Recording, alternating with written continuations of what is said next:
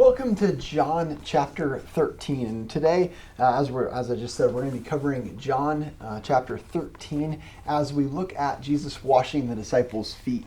And as you can see, I found my very best feet washing picture fresh off of a Google image search. I can tell you right now that most people that take pictures of the feet that are being washed are usually really clean feet. And I wanted to find one that was kind of covered in dirt and something. So as you can tell, this is not the prettiest foot. It's pretty, probably prettier than mine, but that's about it. And so I just wanted you guys to be able to see this, again, for those visual learners out there, to be able to see kind of the reality of a foot washing happening in the ancient world. It was dusty, and they walked through the streets that they would have thrown refuse out into. And so I wanted you guys to see this and just kind of get a good idea of what this would have looked like at that time. And so as we begin in John chapter 13, we're starting a new section. So out of John chapter 12, we got a little bit into some of his commands, but he has been finishing up in John chapter 12, this Son of Man must be lifted up, and he goes through this entire basically this last sign finishing up. We know that generally speaking in the early part of the book of John, that there is going to be a sign, a miracle of some kind, followed by some teaching. And so we've seen that in chapter 11 and 12, in that we had the death of Lazarus, the resurrection of Lazarus, and then some teaching. But here in John chapter 13, we begin a different kind of teaching. This is specific, one on what we're about to find out will be 11, but 12 for now, teaching to his disciples. And so we're going to see that through a couple of chapters. We're going to see that at least through chapter 17. This teaching section, as I just said, will continue over chapters 13 through 17. This was originally going to be one long lesson that we'd cover on a Sunday, but I decided to break that down into 2 Sundays so that you all would be able to digest this, because there's a lot of meat in this section, and I want us to be able to spend some time on it. So chapters 13 and 14 we'll cover this week, and 15 through 17 we'll cover next week. And it concludes with the start of the Passion narrative. At the end of 17, we get into chapter 18, and you begin to see a very different account of what is going on as you continue to turn. If you can't see it, my Bible's down on the bottom right. In chapter 18, you begin to see the betrayal and the arrest of Jesus. And so throughout this, we get to see that Jesus is heading towards the cross. That he's getting closer and closer to the cross throughout this lesson. A little bit more context for you, that Jesus has completed his 7 miraculous signs, which John uses to point to him as the Son of God.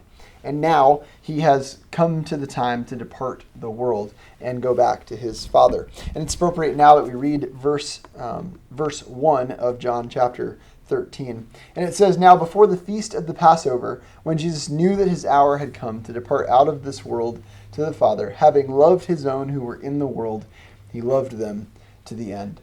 And I want you to notice that what is going on here, before the feast of the Passover, Jesus knew that his hour had come, and he loves his people. And so he wants to teach them a little bit more. Out of his great love for his disciples, he seeks to teach them a few more things before he goes. And therefore, we have this extended teaching section that we've just been talking about right before the crucifixion.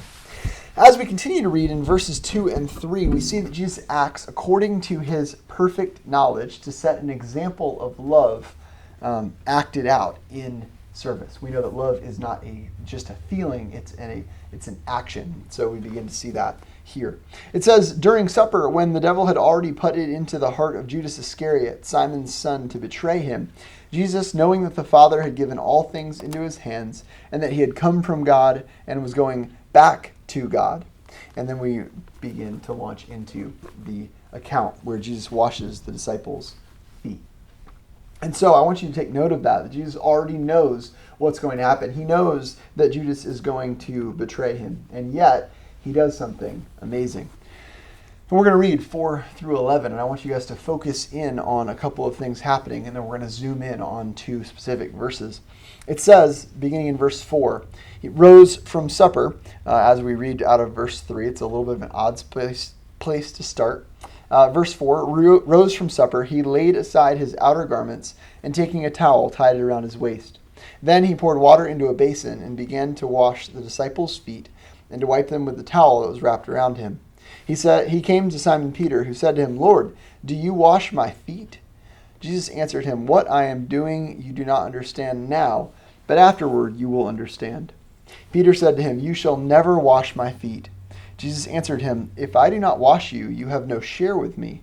Simon Peter said to him, "Lord, not my feet only, but also my hands and my head." Jesus said to him, "The one who is bathed does not need to wash, except for his feet, but is completely clean. And you are clean, but not every one of you. For he knew who was to betray him. That was why he said, "Not all of you are clean." Now notice what Jesus has done through this time. And I specifically want to zoom in on verse 7, and then we're going to focus on that last verse as well. Sometimes God chooses to reveal the purpose for an event in your life later than expected. And I'm asking us today to not pull a Peter and demand the answer right away. Sometimes God does things in certain orders so that we get to experience the experience that he wants us to do, and then find out, so that we learn to trust him. So we learn to have faith in him, not just get that immediate answer right away. And so if you're going through something difficult in your life today, I hope that you would recognize this, that sometimes God withholds the reason, and we just have to be faithful in the event. And you'll see later on that Peter doesn't have to be faithful for all that long, because Jesus explains it beginning in verse 12. So not very much after that. Also notice in verse 11 that Jesus washes Judas's feet. Judas will not be there for the rest of the teaching and promises of Jesus. We'll watch as Judas leaves in verse 30. But he is here for the disciples' foot washing. And I think that's important because Jesus has washed the feet of his enemy. And he's included in this love, this act of love, and yet still chooses to betray the Christ. And so I want to point that out, and we're going to catch that more on the back end, down towards the end of the chapter, but I want that to be alive in our minds before we move on. So as we're moving into verse 12 through 17, we get an explanation and some expectations that come out of Jesus' act of service. He says, when he had washed their feet and put on his outer garments and resumed his place, he said to them, "Do you understand what I have done to you? You call me teacher and Lord, and you are right, for so I am. If I then, your Lord and teacher, have washed your feet, you also ought to wash one another's feet. For I have given you an example that you also should do just as I have done to you. Truly, truly, I say to you, a servant is not greater than his master, nor is a messenger greater than the one who sent him. If you know these things, blessed are you if you do them." So notice that Jesus gives an explanation and some expectations of what is to come out of this story. Service should define our lives as Christians. I think that's one of the main purposes we get out of this. We understand that just as our Lord and our teacher has done something for us in that he serves us and he served us on the cross, that we ought to do the same for our brother and our sister in Christ. Leadership is just an opportunity for more service, not to look cool or to get lots of attention. And that's what Jesus is trying to say here, is that we as leaders ought to be loving towards one another, ought to be serving one another in those acts of love and service that we get an opportunity to do in the lives of other people. Service isn't all about the title and the big comfy chair. It really is all about serving the people that you're over, because otherwise you're just lording it over people, just as the Gentiles do. And so as we continue through this section, And I know we're kind of flying through this, and so if you have any questions, you're more than welcome to ask those questions either in the comments below, or you can you can say your questions on the Sunday morning group, assuming that you are part of that group. But as we jump into John chapter 13, verses 18 through 20, it says, I am not speaking of all of you. I know whom I have chosen, but the scripture will be fulfilled. He who ate my bread has lifted his heel against me. I am telling you this now, before it takes place, that when it does take place, you may believe that I am he. Truly, truly, I say to you, whoever receives the one I send receives me. And whoever receives me receives the one who sent me. I want you to notice here that even Judas's betrayal is used by God as a sign that Jesus is truly who he says he is. I want us to take a quick look over at the book of Deuteronomy. It's a little bit of a flip over from the Gospel of John. But if you turn back to the book of Deuteronomy, chapter 18, and you're going to go to chapter 18, verses 18 through 22. And it talks about a prophet. And it talks about the qualifications and expectations of a prophet. And it says, I will raise up for them a prophet like you from among their brothers, and I will put my words in his mouth, and he shall speak to them all that I command him. And whoever will not listen to my words that he shall speak in my name, I myself will require it of him. But the prophet who presumes to speak a word in my name that I have not commanded him to speak, or who speaks in the name of other gods, that same prophet shall die. And if you say in your heart, and this is what I think we ought to be asking, how do we know? How do we know what the word has said? And it says in verse 21, and if you say in your heart, how may we know the word that the Lord has not spoken? When a prophet speaks in the name of the Lord, if the word does not come to pass or come true, that is a word that the Lord has not spoken. The prophet has spoken presumptuously. You need not be afraid of him. I want to point out two things out of that verse.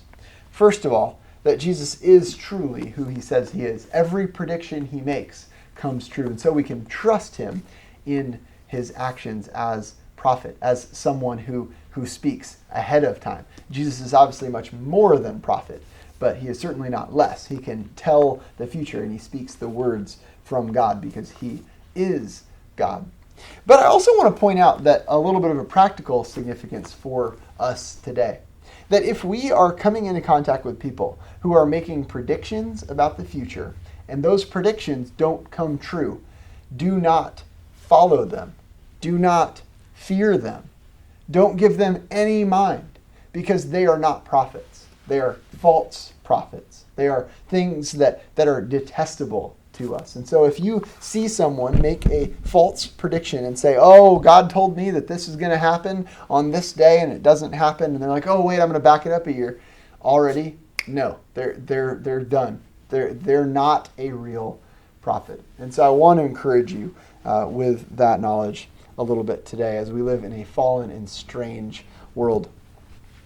As we move into verse 21, and there I was almost reading from Deuteronomy again, not that it's not applicable, but it would probably not be along with my slides. In verses 21 through 26, it says, after saying these things, Jesus was troubled in his spirit and testified, truly, truly, I say to you, one of you will betray me. The disciples looked at one another, uncertain of whom he spoke. One of his disciples, whom Jesus loved, was reclining at table at Jesus' side.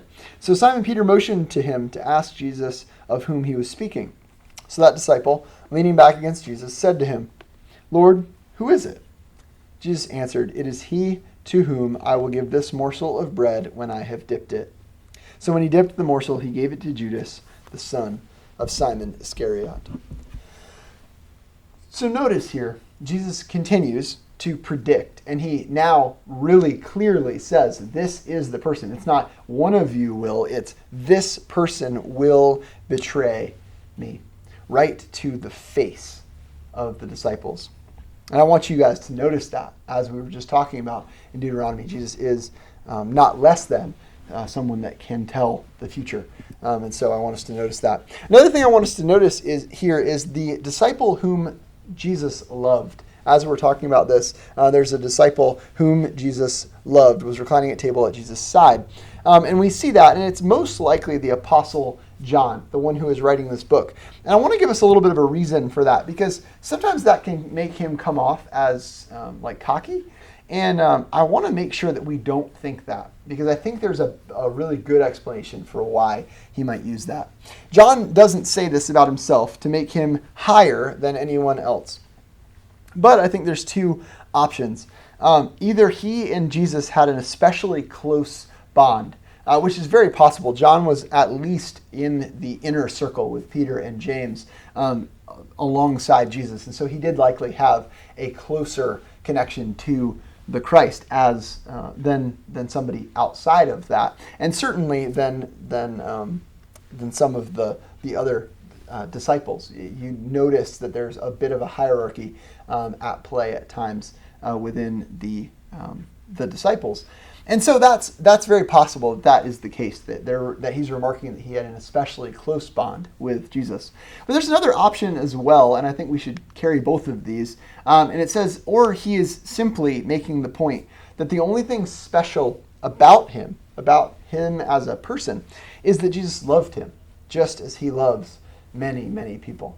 And I think that's almost an amazing thing to think about, that John would define himself by how much Jesus loves him. And I think we all could learn a bit from that. I think parts of both of those are likely true. It is likely that he had a close bond with Jesus, and it's also very likely that he is describing himself as how Jesus would have seen him. Moving on, and now we're kind of in the downslope of this chapter a little bit. Judas exits the scene, and he has a mouthful of bread and Satan in his heart. And I want to notice this as we read from 27. Then, after he had taken the morsel, Satan entered into him. Jesus said to him, "What you are going to do, do quickly." Now, no one at the table knew why he said this to him. Some thought that because Judas had the money bag, Jesus was telling him, "Buy what we need for the feast," or that he should give something to the poor. So after receiving the morsel of bread, he immediately went out, and it was night. So notice that Judas has exited this scene, and we won't see him again until the betrayal. And this is really important for us to recognize that this is happening, that Judas has chosen to follow the sin in his heart to its logical conclusion, to betray the Son of God, just as Adam and Eve did in the Garden of Eden. They stepped away, they rebelled against God. Just like that, Judas has stepped away from Jesus, out of close relationship with him and into the hands of Satan. Notice in John chapter 8, verse 34, and I like this entire passage, but in John 8:34, it says, Jesus answered them, "Truly, truly, I say to you, everyone who practices sin is a slave to sin." And I think that's important for us to recognize today, that Judas had developed this constant pattern of being a sinful person. And I know we all have sins, and we are all sinners from our birth. But I want to point out something that is, I think, is notable here with Judas. Throughout the narrative, Judas is noted as being sinful. The other disciples sin, but Judas is noted as being sinful. That's his nature. He hasn't gone through this nature change. God hasn't really changed his want to. And because of that, Judas is this man who doesn't get it. And he doesn't love Jesus. He just follows him around to steal from the money bag. And so when we see this, I think it's amazing to me that when we read these verses, that this was always what Judas was going to do, because this is what Judas always wanted. And I think it shows us a little bit about the reality of sin, that I think without grace, we would all be like Judas. We would all fall to this temptation of the money, of the temptations that surround us, even if we're face to face with God. And so instead of saying, as many have, "Oh, I can't imagine doing that, like that's crazy, Judas is so out there," I think we should recognize that without grace, we're that same person. And so I wanted to point that out as we're seeing that. And who will we serve? Will we be slaves to sin, or will we be slaves to righteousness, as Paul says in the New Testament? As we continue in verses 31 and 32, it says, When he had gone out, Jesus said, "Now is the Son of Man glorified, and God is glorified in him. If God is glorified in him, God will also glorify him in himself, and glorify him at once." Notice that as we're continuing to read, that Jesus recognizes the consequences of his decision right away. And he knows what's going to happen. And so when he sends Judas out, he sends him out to say that something is going to happen on account of this. And he knows that Judas is going to betray him. And so he says, "Look, now the Son of Man is glorified." He doesn't say, "Look," I'm not quoting directly. But he says, "Now is the Son of Man glorified, and God is glorified in him." Notice how we've been reading this language throughout the book of John that has been saying, the time has not yet come, the time has not yet come, the time has not yet come, but now the time is come. And it's happening. This time has come, and he is coming into his glory. But now he has the cross ahead of him. And then the question gets asked, what is our best witness as Christians? And we're going to find out that answer. "Little children, yet a little while I am with you. You will seek me. And just as I said to the Jews, so now I also say to you, where I am going, you cannot come. A new commandment I give to you, that you love one another, just as I have loved you. You also are to love one another. By this, all people will know that you are my disciples, if you have love for one another." So what is our best witness for Christ? It's our love for one another as Christians. How we stick up for each other, how we band around each other. The love that we have around us makes us attractive to other people, makes us noticeable to other people. And I want us to see that. And it says, "By this all people will know that you are my disciples, if you have love for one another." That's not an optional thing. That's an expectation that comes out of our love and his love for us. And then as we continue to the end, 36 through 38, we get this little side shot of Peter, who has been talking a lot in this passage. "Simon Peter said to him, 'Lord, where are you going?' Jesus answered him, 'Where I am going, you cannot follow me now, but you will follow afterward.'" Notice right there, that's a little bit of a veiled reference to the fact that Peter will eventually go to heaven, but he will also be crucified. I believe he's crucified upside down, if my memory's reminding me correctly. But he will follow afterwards. Continuing to read in 37, "Peter said to him, 'Lord, why can I not follow you now? I will lay down my life for you.' Jesus answered, 'Will you lay down your life for me? Truly, truly, I say to you, the rooster will not crow until you have denied me 3 times. So notice what's happened here. Peter will deny Jesus on a couple of factors because of his arrogance and his spiritual weakness to fear.